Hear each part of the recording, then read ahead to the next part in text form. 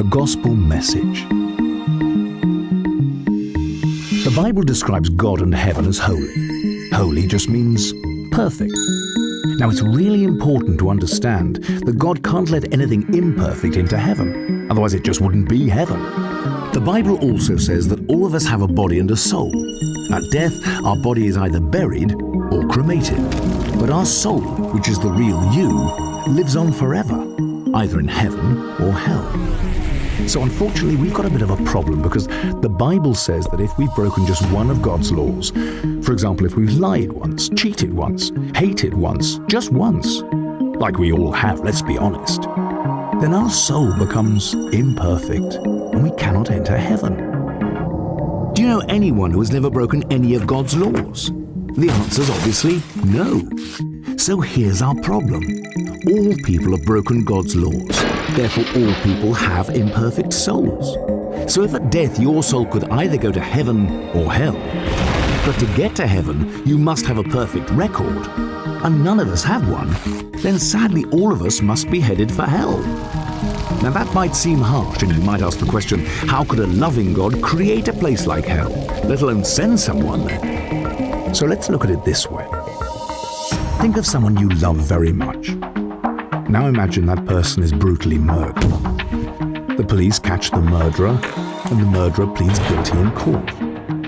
But to your horror, the judge says, "This is a really bad thing you've done.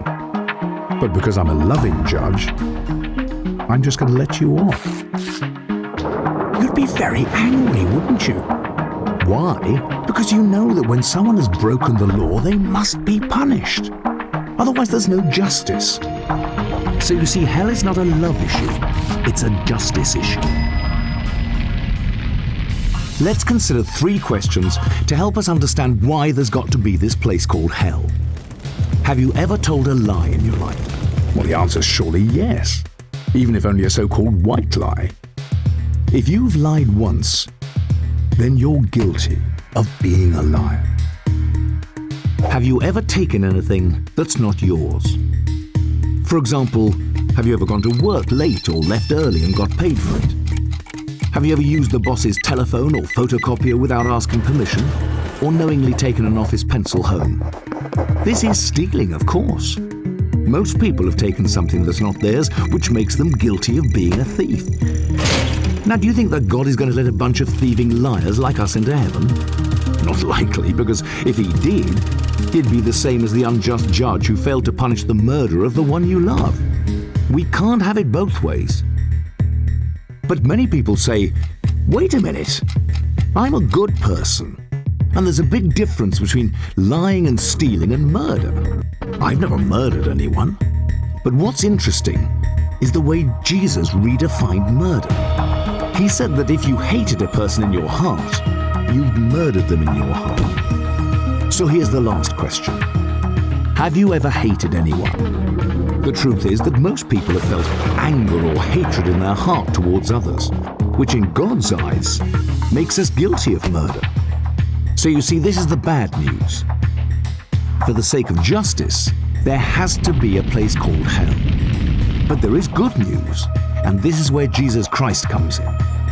The most significant thing that distinguishes Jesus from everyone else is that he is perfect. Unlike us, he's not broken any of God's laws. So he has a perfect record, a perfect soul. Picture the scene before Jesus came to earth 2,000 years ago. Jesus looked forward in time and saw you here today. He turned to God the Father and asked him, "Father, I love the people in the world, and I don't want them to go to hell for breaking your laws. Is there a way for them to be forgiven?"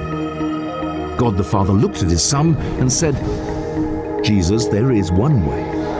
Go to earth and become a human being, but live a perfect life. Then die a cruel death on a cross to take the punishment that the people in the world justly deserve for breaking my laws. When you do this, I can make it possible for them to be forgiven the day when they ask you to exchange their imperfect record for your perfect record." Jesus willingly agreed, and 2,000 years ago, he came to lay down his life for us, to pay the price for all of God's laws that we've broken.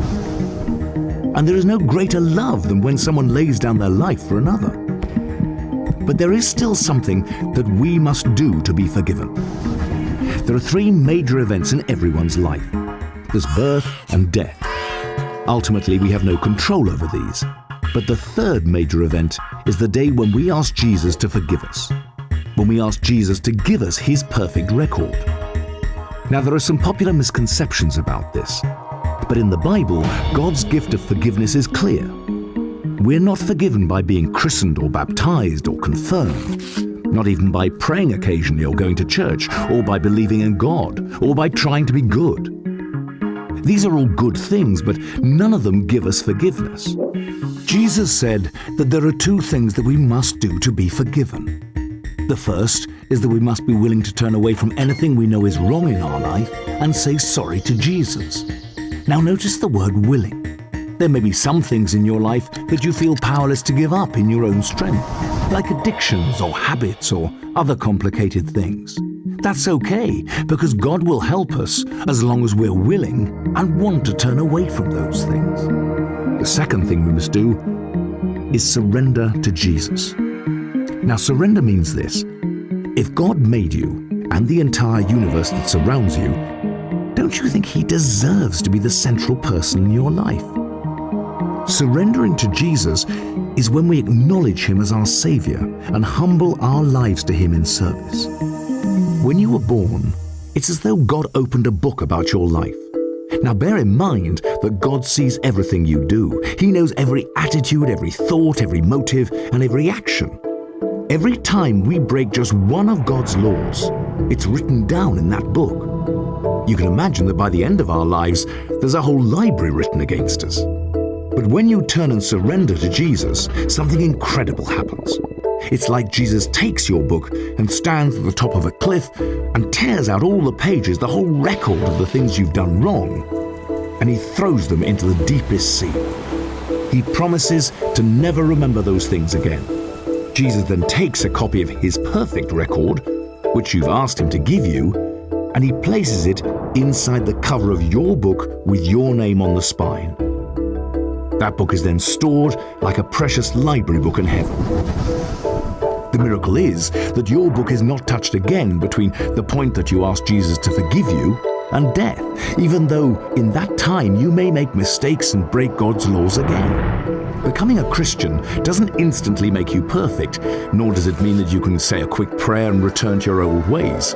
Remember, God forgave you forever when you asked for Jesus' perfect record. All he asks is that you surrender everything to him and let him daily refine you from your wrongdoing. When you die, you will go before God on Judgment Day, and God will command his angels to get your book. He'll look inside that book and say, "This person was perfect." You will probably say to him, "No, I wasn't. I broke your laws. Don't I justly deserve to go to hell?" And Jesus will say to you, "For the sake of justice, you do deserve to go to hell. You did break my laws, and some you broke many times. But you, my beautiful child, have my perfect record, which I gave you when you turned and surrendered to me on earth, and I forgave you. Welcome to heaven." That is why Jesus is so amazing. He made it possible for everyone in the world, regardless of what mistakes we've made, to be forgiven and to one day enter heaven. But say you never turned and surrendered. Think about what would happen. When you die, you'll go before God at judgment, and God will say to you, "I'm sorry, I can't let you enter heaven. I have to send you to hell.